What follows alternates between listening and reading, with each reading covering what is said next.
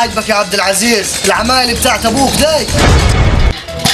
ما تتكلم عليها داي، وين ما يعملوا ابوك اصلا؟ يا اخي والله كل ما اقعد مع حد يقول ابوك سكري، ابوك ما عملش حاجه في دنيته والناس ما تعيرنا بيه برا. اسمع يا محمد، ابوك من ساعه ما طلع على الدنيا كان راجل في حاله ومختصر ومالوش دعوه باي حد، ابوك كان راجل. بلاش هذا الكلام الماسخ ديت اللي ما تحكي فيه انت دي، يكفى ابوك كبرك وعلمك وخلاكم رجال. خفوا زعيق الناس حواليكم برا سمعاكم.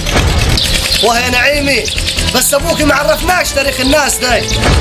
يا محمد انت كل ما تسمع كلمه من بتوعك القهاوي وتجي تحكيه ده مهما كان ابوك. سمعت اختك معقوليه؟ يا كبير يا فاهم، مش كل ما تقعد لك في قاعده على القهوه وحد ينغزك بكلمه تجي تقعد تزعق هنيه. ابوك كان راجل وانا هقعدك مع ابوك، واي حد قال عليك اتفه كلمه اكبر كلمه هعرفك تاريخه من ابوك انا. بلاش يا عبد العزيز وما تقولش لابوك، وانا كل واحد اقعد معاه قعدي واعرفه تاريخه، وانت ما تزعلش مني انت ونعيمي وحقكم علي.